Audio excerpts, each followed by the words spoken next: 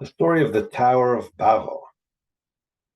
It's actually a very succinct short story about an attempted very high construction.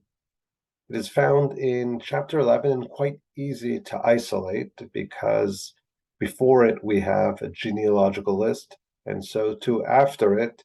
So the whole story comprises 9 verses. Chapter 11, verses 1 to 9. We'll begin with reading the story.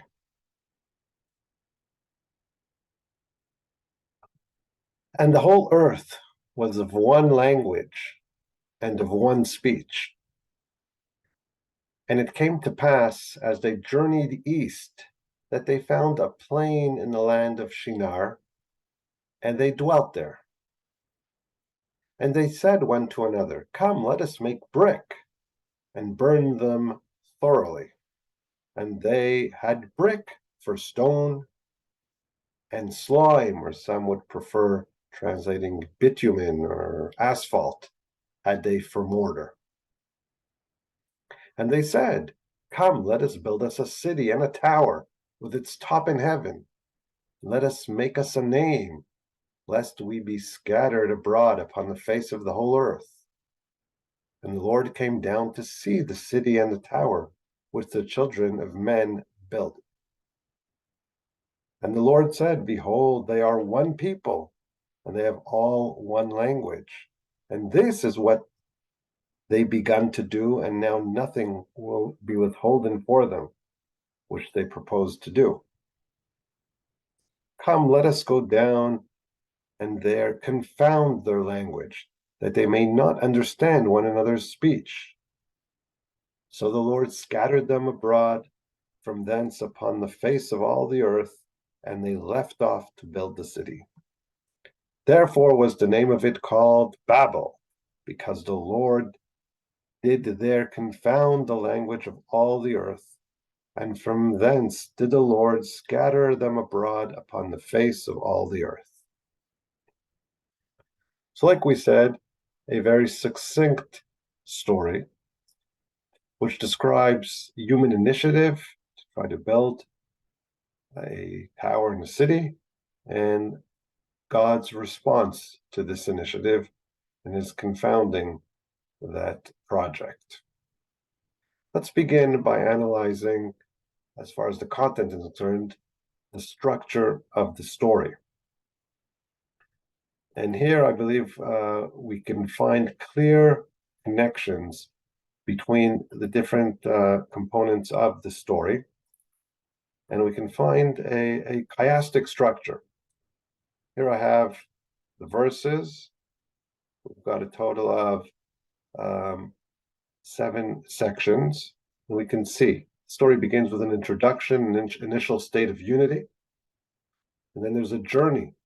People are moving, they all settle in the plain of Shinar. And then there's a monologue. The people start speaking to one another, and they have a construction plan. God then descends to see what is going on. And then we have a divine monologue. Again, in the plural, God's apparently speaking to himself, where God has a plan to thwart the construction. And that leads to the scattering of humans over the entire land. And finally, a summary of the final state of disunity and the origin of the name Babel. So if we compare, we begin the story with a description of the situation, initial state of unity. And the story concludes with a final state of disunity. So the contrast here is obviously clear. Interestingly, the second verse parallels the second to last verse. Both of them deal with movement, with journey. In verse 2, the humans all journey into one spot, into that certain plain in the valley of Shinar, and they settle down there. Whereas in the second to last verse, verse 8, we have God scattering all the humans over the entire land. So in both instances, we have movement, but it's kind of opposite movement, right? Everybody moving into one spot, as opposed to the opposite movement of everyone scattering abroad to all lands. Then verses 3 and 4 are actually they move from a description to a speech. It's the people speaking to themselves, and they plan to make a construction project. 2 stages there. And interestingly enough, we can see the C2, if you will, also 2 verses, 6 and 7, where God speaks. And in both instances, we have a movement to speech, but the purpose of the speech is, of course, totally opposite. One is a building project, and the other one is a plan to thwart that project. So we can see the clear contrast in the units. A as opposed to A2 are opposites, unity, disunity. B and B2, movement to one spot, as opposed to scattering all over, right? Centripetal and centrifugal, opposite directions. And then we have 2 sections that deal with speech, but they're opposite. A construction project and the thwarting of that project. Totally opposites, the whole sections of the story. Now, obviously, the turning point is the heart of the story, verse 5, here labeled as D, where God descends to see what is going on. So, as far as the structure of the story is concerned, we can see how it's intricately constructed, befitting for a story that deals with a plan to construct. You can see the architecture of the story. It's clearly based on contrast, even very symmetrical, right? Even in length, right? The 2 sections, with the turning point of God coming down, where the first section, verses 1 to 4, sections A, B, and C, focus on human initiative and action, and the final part of the story, verses 6 to 9, deal with divine initiative, the reaction to the humans. And the turning point, of course, is God coming to see what is going on. Now, lest you say that this structure is artificial and I'm trying to nicely organize a story into a contrastive state based on the titles I'm giving and the summaries I'm giving to each section or verse, I'll try to prove that this is indeed the case also from a linguistic analysis, where we can see similar words in the paralleling verses. So, for example, if we compare A to A2, here we'll take a look, search up here. And I've got it also color-coded for you, both in the Hebrew and the English. Story begins, right, with a description, like we say, of unity. All the earth with one language. Note the end, verse 9, right? God, the Lord did there confound the language of all the earth, right? All the earth language of all the earth being the final words, and all the earth being the opening words. Kol haaretz safa, sfat kol haaretz in Hebrew. You can see the similar words. Now, if we compare section B and B2, that would be verses 2 and 8. Here you need a sharp eye, but you can note the repetition of that small word, sham, there, right? They journeyed to a certain plain and they dwelt there, vayeshvu sham. Whereas in verse 8, we have God intervening and scattering them abroad from there, misham, right, all over. So once again, that same word, sham, there, appearing both in section B, verse 2, and in B2, verse 8. When we move to the dialogue, so we see in both sections, I'm highlighted here in the pinkish color, right, the words ish el re'eu, one to another. So they say one to another. And when God has a plan to thwart their building, he wants to confound their languages that they may not understand one another. Ish et re'eu, ish re'ehu, both in both sections, right? So we can see also from a linguistic analysis the parallel, the contrasting parallels between them.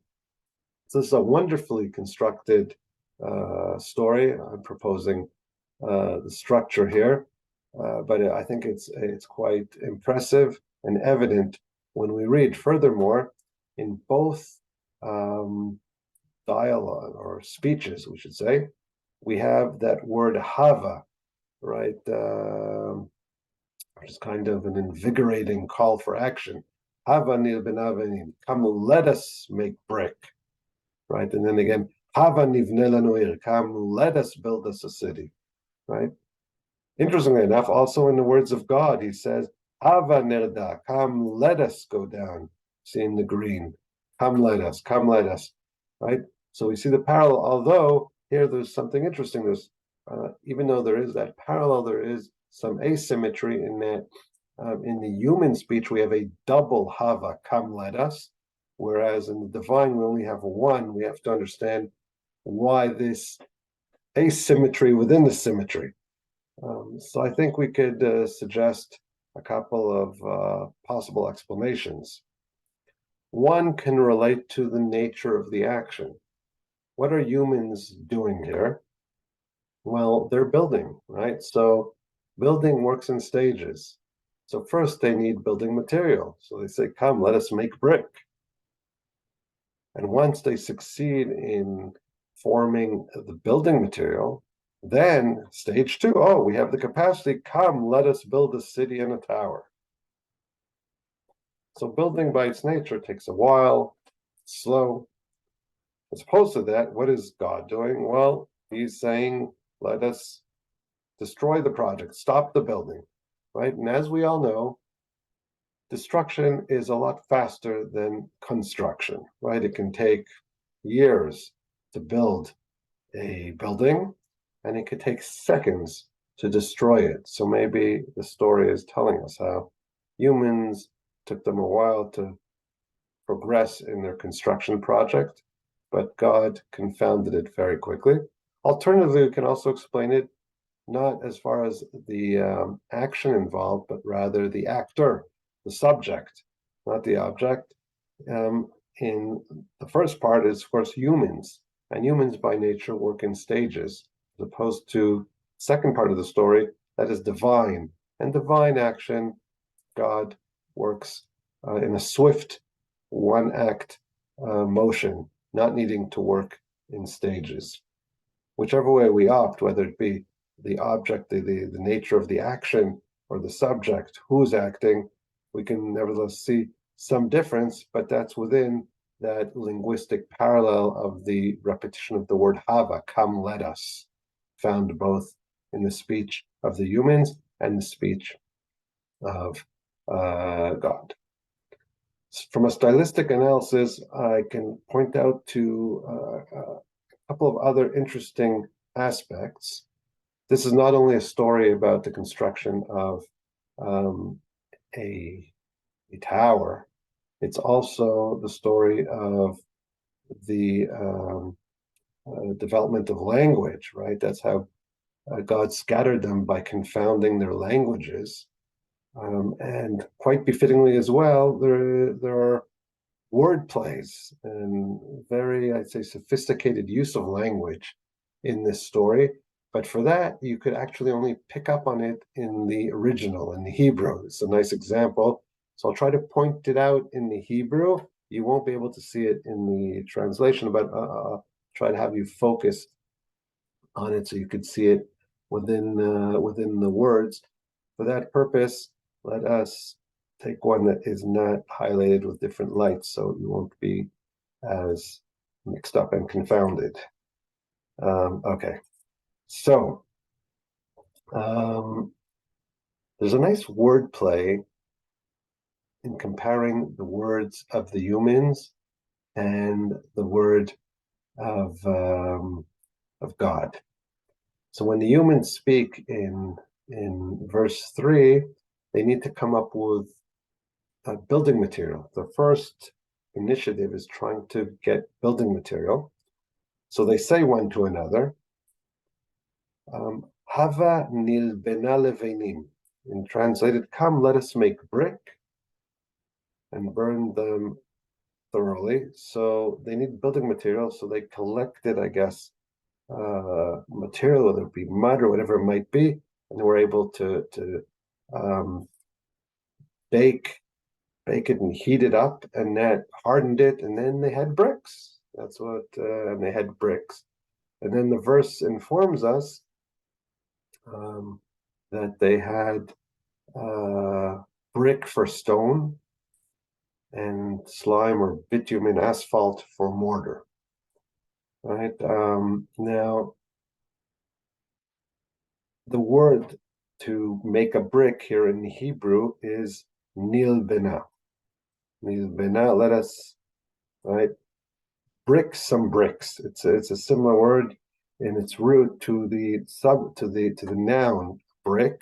So there's a verb formed from the noun nilbena levenim. Right, so that's the verb. They want to brick some bricks, make some bricks. Nilbena.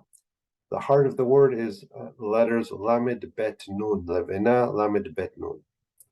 Now, if we compare what God wants to do in his speech, he says, Hava nerda, this is in verse 7, Hava nerda ve navla, right? In verse 7, come, let's go down, and then confound. The word confound is the Hebrew navla, okay? Now keep in mind, I want to compare it to verse 3, nil bena. The heart of nil bena is lamed bet nun, whereas navla is nun bet lamed, simply the opposite ordering. You can see the words echo, nil bena, navla, similar letters, right? But what's interesting is, whereas the root or the center of the word nil bena is lamed bet nun, navla is the opposite, nun bet lamed. You can just read it in the opposite direction. Confound. Now, why is this a beautiful word play? These two words parallel basically in sound, with flipping over the ordering of the letters. And I think in this wordplay, basically we can hear and see what is actually the essence of the narrative, namely, God is flipping over, confounding what the humans want to do. So you got the flipping over of the letters from Nil Bena, Lamed Bet Nun, to Navla, Nun Bet Lamed, right? Translated to make bricks as opposed to confound. Humans have a purpose to try to make bricks and make a construction project, and God wants to confound. And the opposite ordering of the letters basically emulates and encapsulates the tension and God's totally confounding and overturning the human initiative. At the end of the story, we conclude not only with the situation, right, of disunity, but we're also informed in the beginning of verse 9 of the root, the source of the name Babel, right? Therefore was the name of it called Babel, because the Lord did there confound the language of all the earth. Now here you missed out on a nice wordplay in the English. Al ken karashma Bavel. The word Bavel originates from the word Kisham Balal, right? Because he did confound or mix the languages.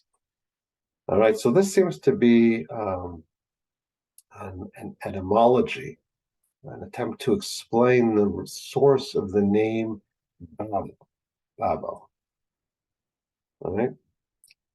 Now, the only problem is, from a linguistic perspective, to say that the source of the name Bavel is from the word Balal. Now, note the letters if you can, right? Bet, Bet, Lamed, that's how you spell Bavel, Bet, Bet, Lamed, Babel, BBL, those are the consonants without the vowels, BBL, Bet, Bet, Lamed, but it's explained as rooted in the word Balal, which is one bet and two lameds. Instead of having two bets and a lamed, the root is explained as Balal, one bet and two lameds confound. Now, this you can totally not pick up on in the English, but in the Hebrew, often names are explained, right?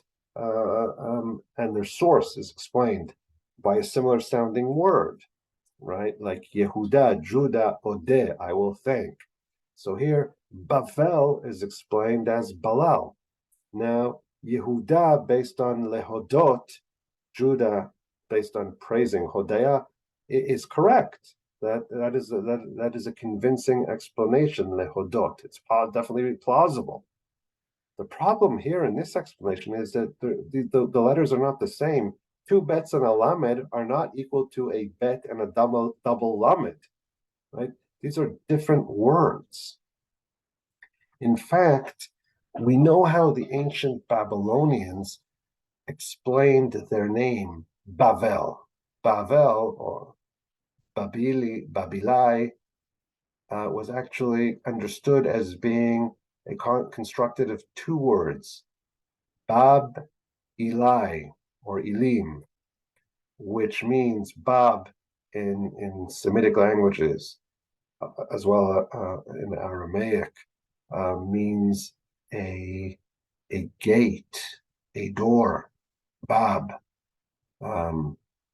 And Eli, Bavel is the gate of God, or the gods, Babilai.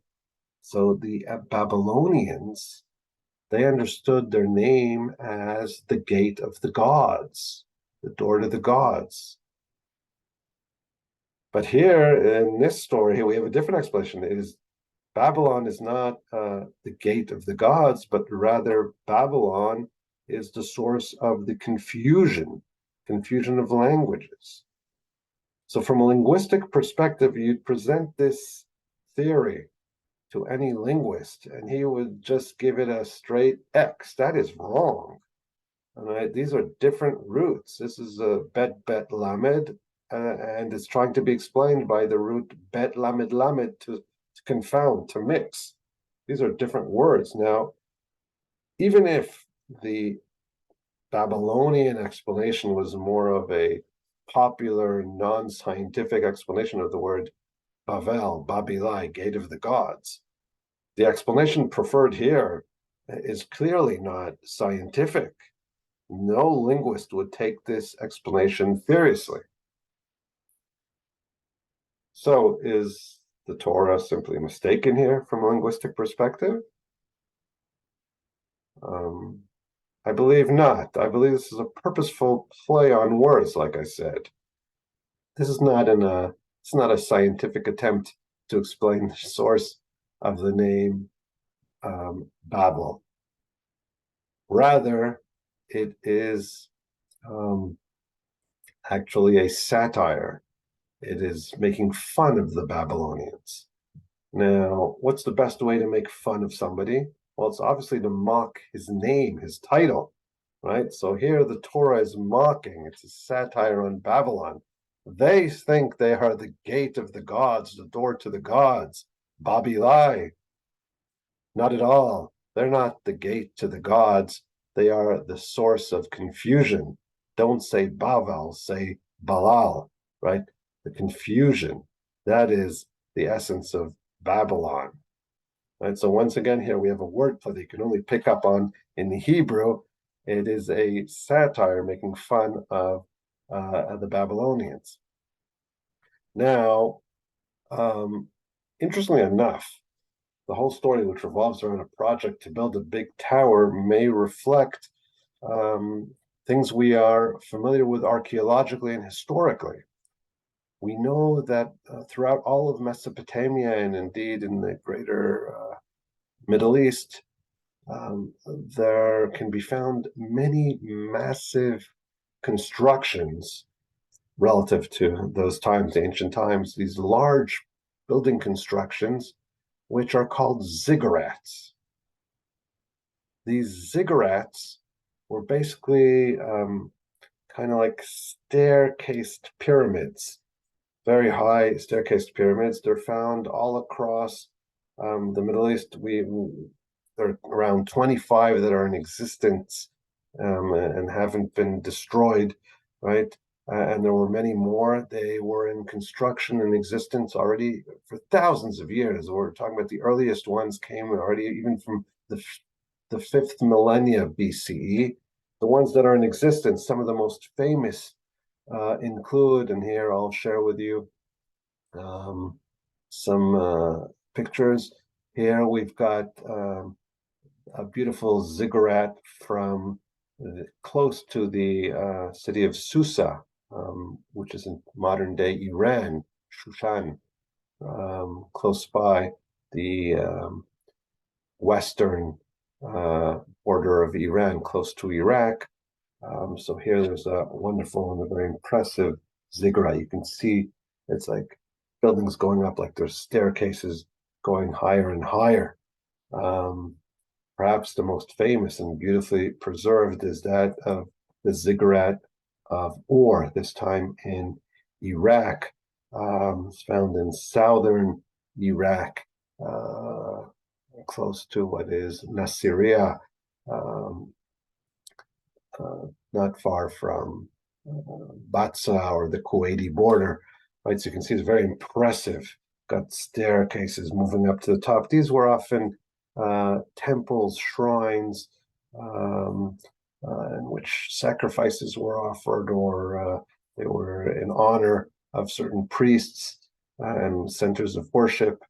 So this is something which is common. And indeed, we also know that historically there was an impressive ziggurat in Babel. Babel is more in the heart of Iraq. We could say around 90 kilometers south of Baghdad. Al-Khila is the area, and there's modern day like a certain province called Babel in Iraq. And this ziggurat, this great temple, Etemenanki was called, it actually was destroyed. It existed for quite a while. Its origins were in the old Babylonian Empire. We're talking about in the Hammurabi's time, and it was destroyed. And then there was an attempt to reconstruct it, different periods. In fact, even with Alexander the Great, who reaches and conquers the large portions of the Middle East, gets to the ziggurat. He sees it in its disrepair and wants to reconstruct it, but he sees that no progress was made, and then he gives a command to destroy it in order to rebuild it, but he never got around to rebuilding it. We do know in most probability where its foundations were, and here I'll share with you another picture, here an aerial view. You can see this large area, you can see these trees all around it, right? This was apparently the foundation, the basis of that great ziggurat in Babel, which was destroyed. And interestingly enough, even according to the story, it was never reconstructed. So what we see here is a story which basically sets human desire, human initiative, which finds disapproval on the part of God, and God intervenes in this instance to thwart that project. And obviously the central question of this beautifully constructed story is why? Why is God so adamantly opposed to what the humans are initiating here? So let's take a look at how earlier commentators grappled with this question. So we'll begin with the commentary of Rashi. Rashi, the famous middle-aged commentator from the 11th century from northern France. And he says as follows: on the opening story of the whole world being one language, one speech, they came with one plan, saying, He, namely God, has no right to select the heavenly regions exclusively for himself. Let us ascend to the skies and make war upon him. So, according to this proposition, which Rashi brings, he's actually citing the explanation brought by sages, both in the Talmud and in the Midrash Rabbah. What did the humans want? They wanted to conquer the heavens. Why should God get the highest floor? Why should he get the penthouse? Select the heavenly regions for himself. We want to get the high floor. So let us ascend to the skies and make war upon it. So according to this option, the initiative is actually a war, and this tower is actually a rampart, like a ladder to ascend and attack the heavens. That's one option. We'll skip a little forward in Rashi and get another explanation of one speech. In other words, one language, one word. They all said, right, that's the opening of the story, everybody having one language and one speech. So what was that? What was that one speech? Another explanation of one speech is they spoke sharp words. Here it's not dvarim achadim, but chadim, sharp. What were these sharp words? They said, once in every 1,656 years, there is a heaven shaking, just as there was in the days of the flood. Come then and let us make supports for it. So according to this second explanation, the tower that is being planned is not meant to scale the heavens, to conquer the heavens, but rather to support them so that they don't collapse again, just like it occurred in the flood. So, if we return to our question, why is God opposed to that human initiative? Well, we have two explanations here. The first, it's obvious. Well, they're waging war against him, and God responds in overcoming this threat by thwarting that project of building a tower. The second option is the humans being wary and trying to prevent another flood. So the tower here is this supports, right, to prevent the collapse of the heavens.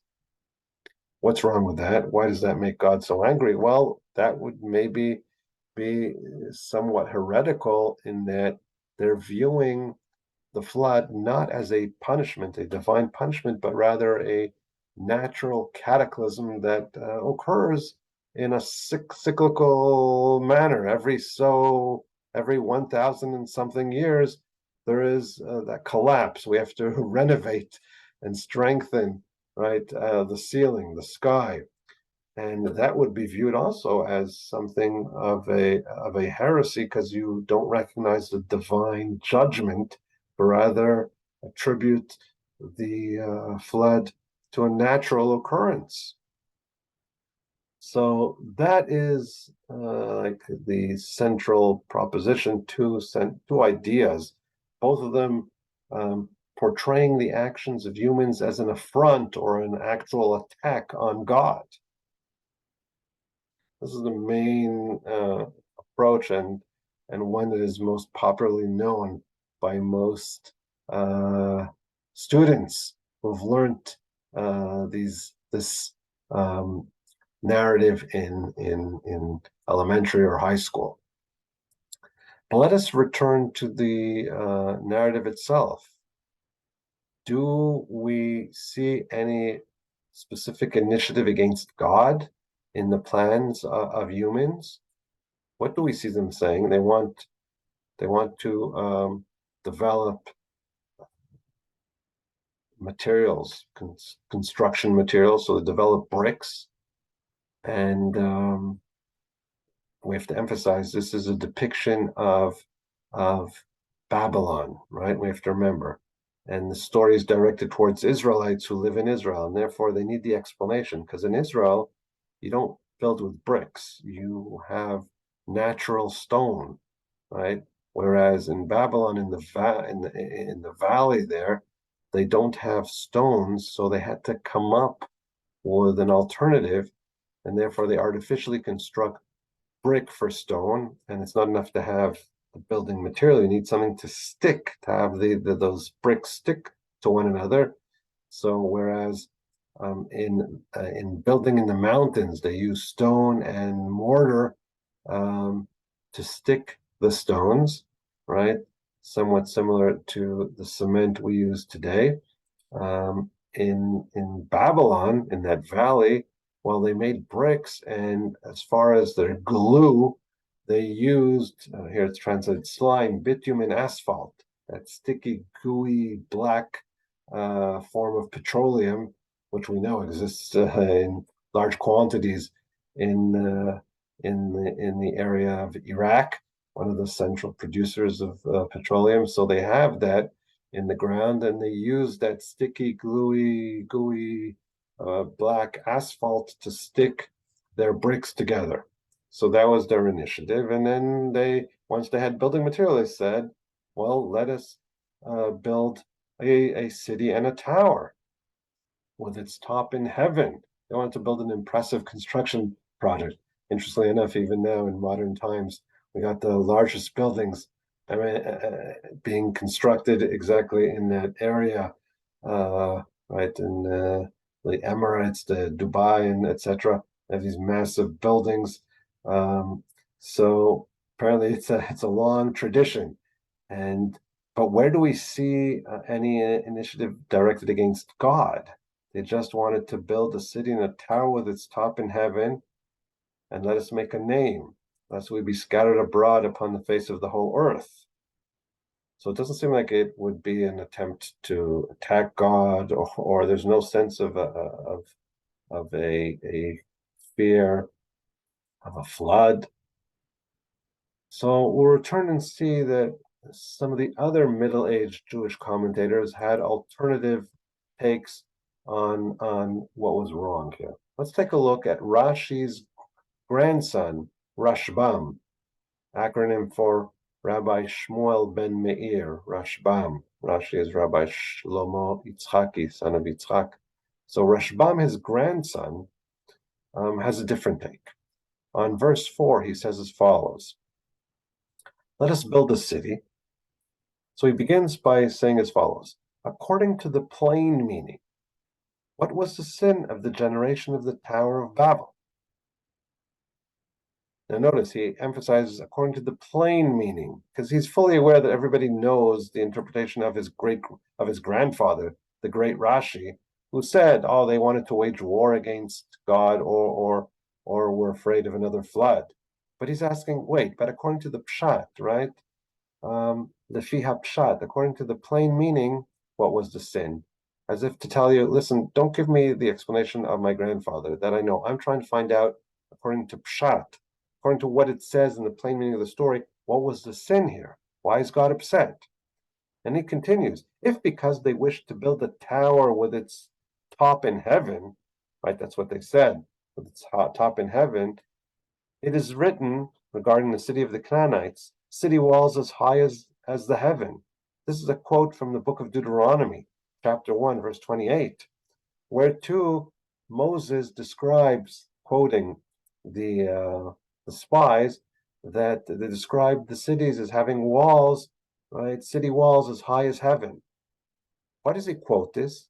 He wants to say that when the people here in our story want to construct a tower with its top in heaven, it's not to be taken literally. Top in heaven, right, in the words of the builders, is simply kind of like a metaphor for height, right? And a tower with its top in the heaven. It simply is a way to describe great height. It doesn't actually refer to getting to heaven. It's kind of just a metaphoric description of height, just like modern high buildings in English are called skyscrapers. It's not that they actually reach the high skies, but that's like a linguistic description, right, of great height. So he wants to say This is just saying that they wanted to build a high building. That's all. It's not meant to actually attack the heavens. So we go back. So according to Rashbam, Rashi's grandson, how would he explain what's so bad about what these people are doing? Seems to even be something positive, because if we look at the words, why do they want to build a tall building, right? And a tower with its top in heaven, and let us make us a name, lest we be scattered abroad upon the face of the whole earth. The concern of the people is wanting to stay together. So they want to build this tower, this city, to help them stay and remain together, which sounds actually something rather positive. They all want to be together, unified, right, and close to one another. So what would be wrong with that? So look at what the Rashbam suggests. We're talking about the 11th century, 12th century in the case of the Rashbam. Rather, their sin was in not fulfilling God's basic directive to be fruitful, to multiply, and to populate the whole earth. But they chose a place to settle there and stated, lest we be scattered. Therefore, God, forcefully scattered them from there. According to the Rashbam, the problem with the initiative of the humans was wanting to stay together in one place. They did not want to scatter. And why is that negative in the eyes of the divine? Because God created a large world, right? And he doesn't want all the people to live in one mega city there in Iraq, in Babylon, right? But rather he wants them to spread. Why did he create such a beautiful large world with so many beautiful lands? He wants people to live in all the lands. He wants them to live in Spain, in England, in France, in Turkey, in Israel, in Egypt, wherever it might be. But humans here want to remain all in that one central urbanized area of Babylon. And that is the problem. They're going against the command to be fruitful and multiply and fill the earth. In Hebrew, pu'uvu umilu et haaretz, the essence on umilu et haaretz, and fill the earth, not fill that one valley in Iraq. We'll take a look at Ibn Ezra. Ibn Ezra, basically a similar time to Rashbam, also the end of the 11th and the 12th century. But Ibn Ezra emanates from Spain, the Spanish commentator, and see what he writes. So he begins by saying as follows: the builders of the tower were not fools to believe that they could actually ascend the heaven. So here he's rejecting the option that they really thought they could, right, ascend to heaven and attack the heaven. They're not that stupid. Neither were they afraid that God would bring another flood. Here he's rejecting the second suggestion brought by that we cited in Rashi, to prevent the collapse of the heavens and another flood. Why are they not afraid of that? For Noah and his children, to whom the Almighty swore never to bring another deluge, were there, and being descendants of Noah and his children, they were subservient to them. Ibn Ezra makes an interesting calculation. He says, according to the years, Noah and his children were there amongst the builders of the tower, and they knew that there was a promise not to bring another flood. So it's unlikely that there would be concern for a flood if there's a promise, and those who received the promise were there, right? That there would be no other flood. And then Ibn Ezra continues. After rejecting those two possibilities of reaching the sky or preventing a flood, he moves on to explain, Scripture reveals their intention and ultimate goal. They wanted to build a great city to dwell in, and a very tall tower to ensure their fame and glory, and to serve as a sign indicating the place of the city to those outside it, such as shepherds. So now also Ibn Ezra explains, how does the city and tower help reach that goal of sticking together? Well, the city is going to allow them to all dwell together. There'll be enough place for them to dwell. And why a tall tower? Well, that will help. They were shepherds, vagabonds, moving to grazing lands. But if they build a massive tower, they'll be able to. It'll be like a central geographical kind of uh, uh, directive. Everybody will see that massive tower, and will never get lost and always know how to return to the city. And then he continues, do not be surprised at the phrase with its top in heaven. Moses similarly said, the cities are great and fortified up to heaven. That same verse that was cited by Rashbam as well, proving that that just means height. The words of Moses are definitely not to be taken literally. Similarly, neither is with its top in heaven. The builders of the tower hoped that their city and tower would prevent them from dispersing. This was not God's will.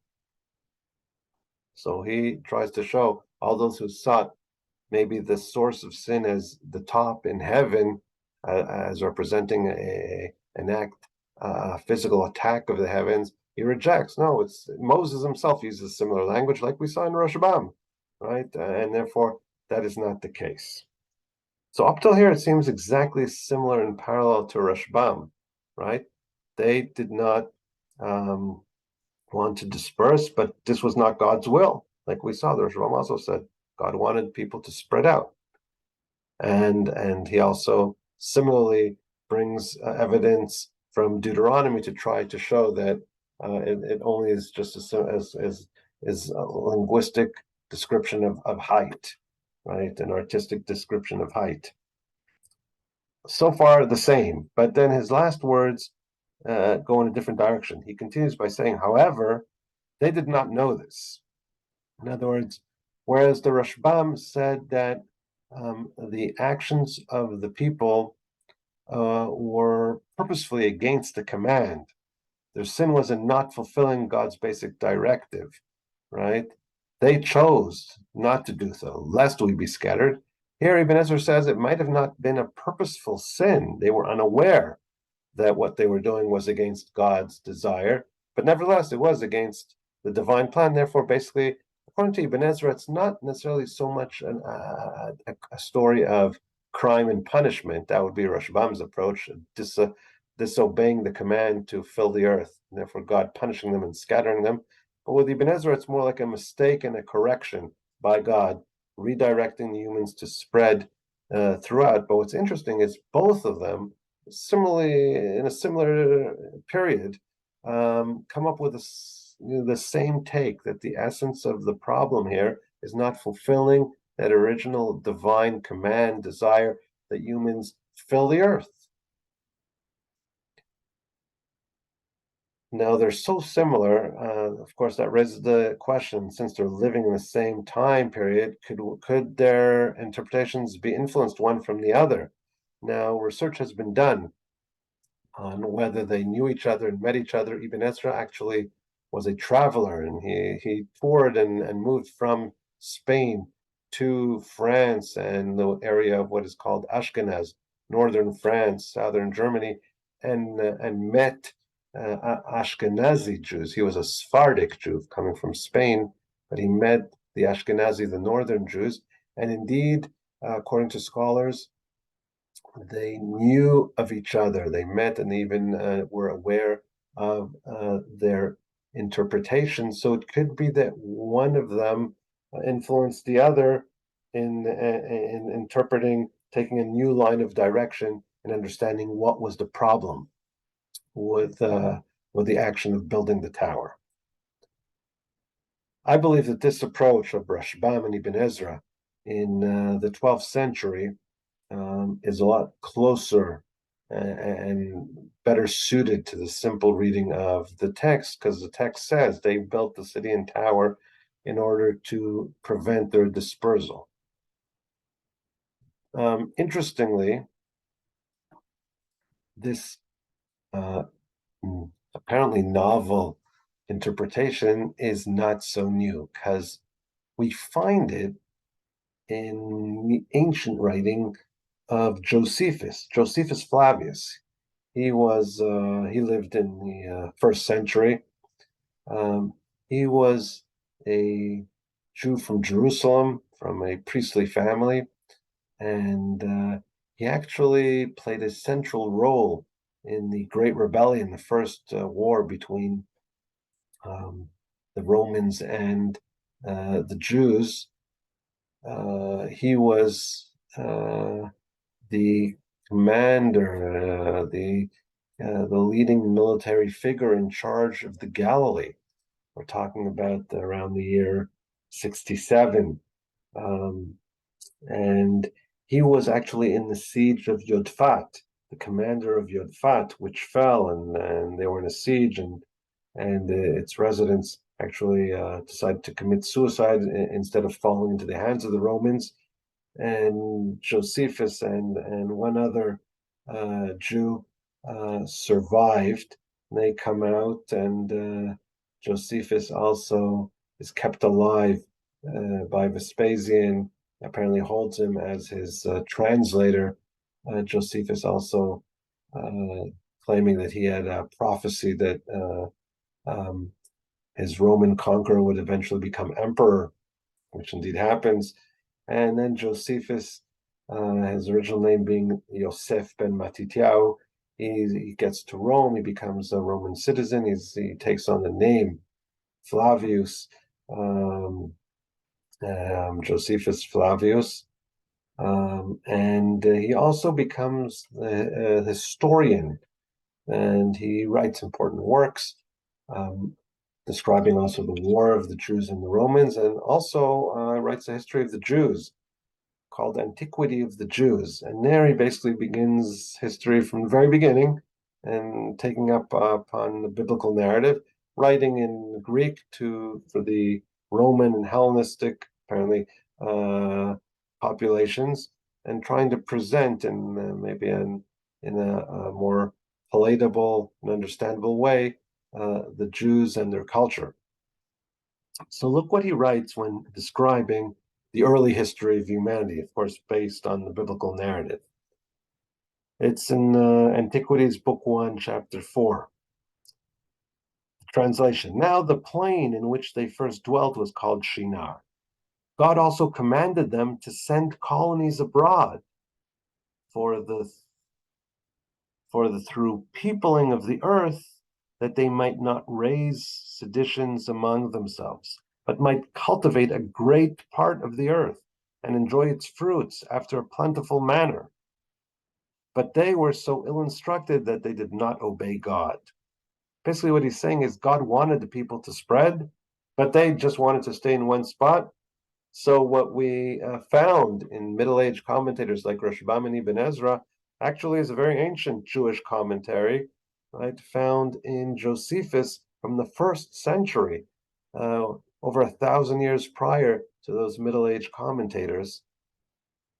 And here the question arises, what happened? How do we have a lost Jewish interpretation that suddenly pops up again simultaneously, both in Rashbam and Ibn Ezra? Could there be some influence? And the answer is, we know that in the 11th, 12th century, there was kind of a renaissance in Northern Europe, in France, Germany.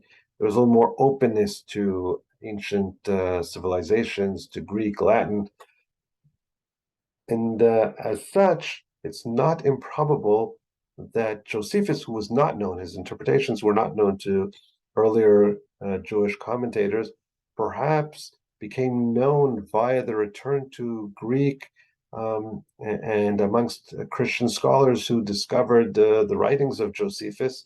It might have been that many of these um, commentators who came into contact also with Christian commentators, and sometimes had arguments about how to interpret biblical verses, maybe heard this interpretation and adopted it as well. So it's kind of like an ancient Jewish commentary understanding that returns in the Middle Ages, maybe thanks to some openness and renaissance in the 12th century, locations where the Jews were, where Christians began to study also Latin and return to some of the more classic writings from that period.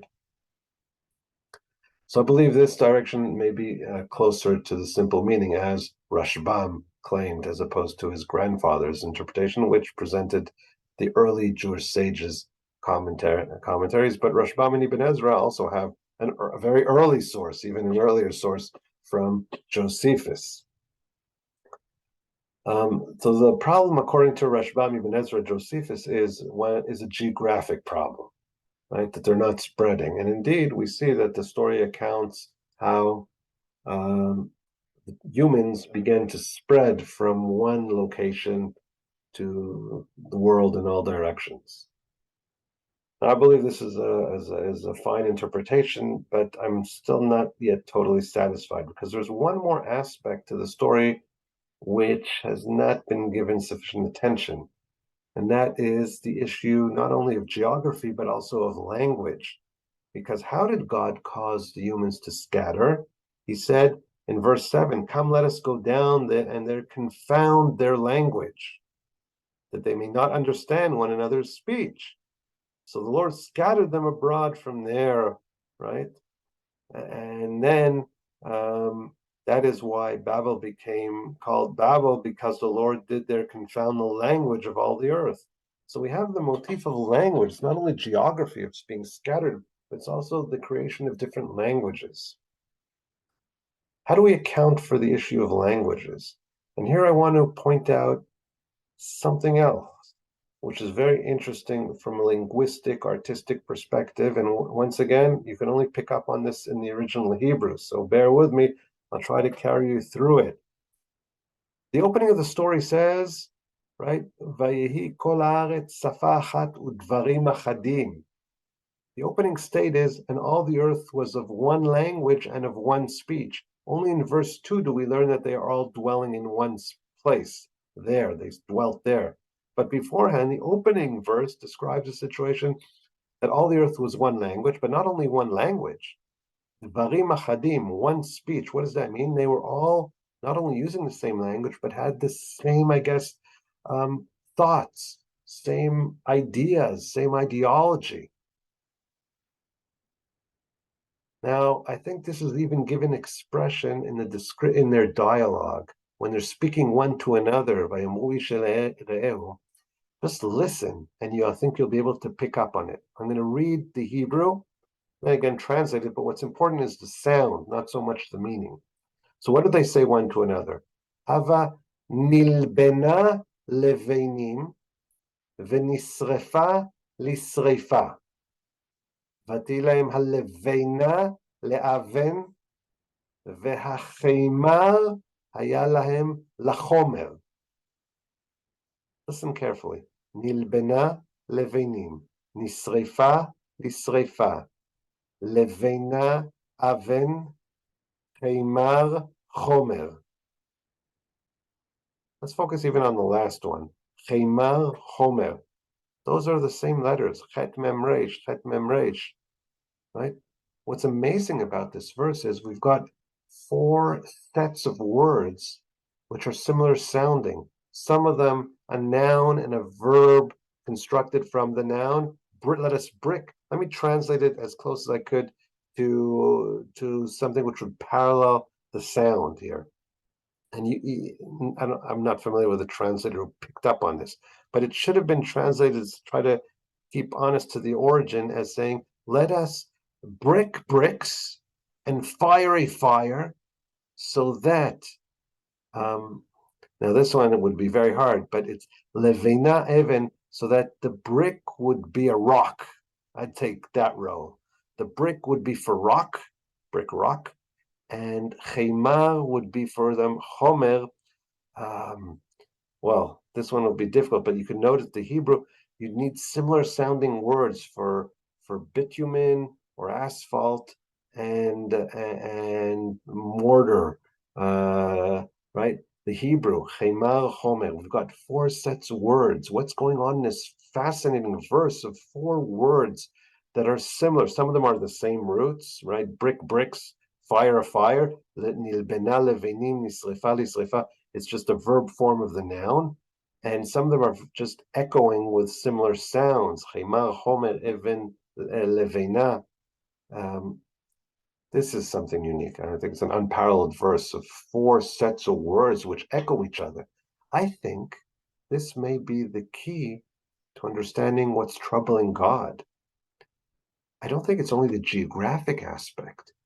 The geography maybe is a cause for this, but the actual problem is the opening of the story. Everybody has one speech. Everybody is saying the same thing. And verse 3 captures that beautifully by that echo, that reverberation of the same sounds 4 times, like as if there's a parrot echoing you. Whatever one is saying, the other is saying.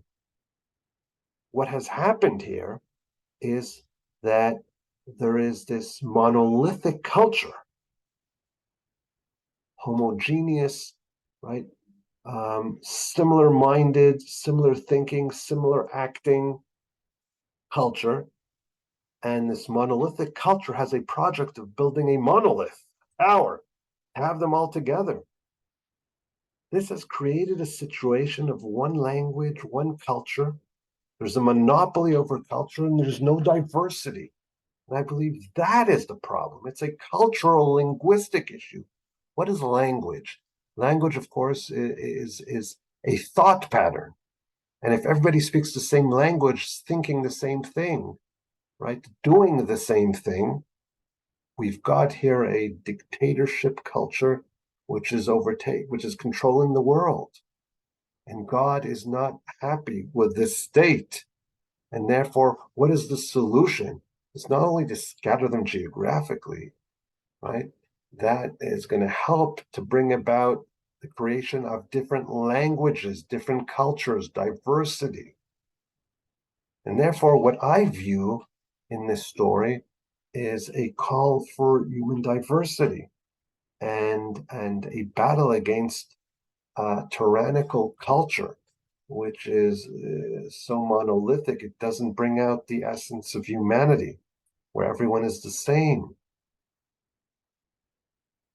And maybe this is, like we said, a satire against the ancient Babylonian cultural monopoly.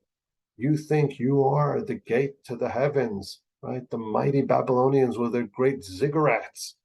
You aren't the center of civilization. You are the source that led to confusion because God had to separate and diversify humanity. And if that's the case, we have a story with an important message, which I think is just as important in our present day and age, and perhaps even more so in a period of globalization where Europe has become one massive European Union, right? And there's like this um, common modern culture where everybody is listening to the same music, right? Same shops, same fashions, right? A monolithic culture. And this story is a call for diversity, a call for breaking that monopoly over culture, a need for something else. So I propose that the problem is not geographic, as Josephus and the Middle Age commentators Rashbam and Ibn Ezra stated, but rather the problem is cultural, linguistic. And this is a story of the destruction of the monolithic Babylonian culture. So that's my take on the story. But I think the story also plays a role in the structure of the primeval history. Because you may have noticed after the flood, we kind of have a repeat of history. We had Adam with his sons, with one of the sons sinning. They have 3 sons, Adam and Eve, and one of them, Cain, of course, murders Abel and is cursed and punished. Right? Adam, the father, sinned for eating from the forbidden fruit and was aware of his nakedness, and then his son murders another, his brother, right? And then we have the deterioration into a total evil culture. Everything was bad, right? We had the repetition of the word kol, right? Similar, apparently all the world became evil except for Noah, right? And therefore God was dismayed at having created the earth, and he destroys it in the flood. Now, the take two, Noah plays the role of the second first human, right? And he gets that same command to be fruitful and multiply and fill the earth. He's instructed what he can eat. Um, and then Noah, remember, deteriorates by getting drunk, an act of eating, drinking, right? And he deteriorates and is aware of his, and becomes naked and exposed in the tent. That reminds us of that deterioration of Adam, right, who ate from the forbidden fruit and was aware and ashamed of his nakedness. And then we have one of his, they have three, he has three sons, and one of the sons sins, and one of those three is cursed, right? Cursed to be Canaan. And so history seems to be repeating itself. Now, after there is a curse upon one of the sons, the next central story in the first, right, take on history was, of course, the flood, where we have a totality of evil, right? And the emphasis on everything being evil. Rak ra kol hayom, right? What I find as far as the Tower of Babel and that structure of the two parallel uh, um, takes on humanity, right? Take one and take two with Adam and Noah, right? And the continuation, the Tower of Babel seems to fit in the structure as a parallel to the situation prior to the flood. And how would that be the case? Because also in the Tower of Babel, we're talking about relating to all of humanity. Notice the word kol haaretz safa achat, right? Um, everyone is one. There's total unity once again. And if I'm correct in that emphasis of kol, right? Sfat kol haaretz, al pnei kol haaretz, that repetition of the word kol, which reminds us of the emphasis of the word kol, right? In the depiction prior to the flood, right? It could be that this Tower of Babel is a precarious state where we have all of humanity having one culture. This is very dangerous because if that Babylonian culture would disintegrate into evil, like we had in the case of the generation of Noah, where everybody deteriorated into evil. That would leave the world in a similar state to the pre-deluge, where there is just evil in the world, and hence God intervenes in preventing this by spreading and creating different cultures, as if to limit, right, limit the dangers by having different possible cultures develop, so that there won't be one monolithic culture which could theoretically deteriorate once again into total evil, where God would not want the world to exist. Um, so that is where the primordial history, if you will, concludes, with a situation of different cultures being created. The Tower of Babel and God's intervention here, not by destroying the world, but intervening and according to the narrative, creating a multiplicity of cultures, so as to hope that at least some positive developments in humanity could transpire, and we wouldn't deteriorate again into one total evil culture. How will humanity progress from here when it is spread out, um, speaking different languages and different places across the globe? Where will this lead to? Well, of course, that we will only find out as we continue in our exploration of the book of Genesis.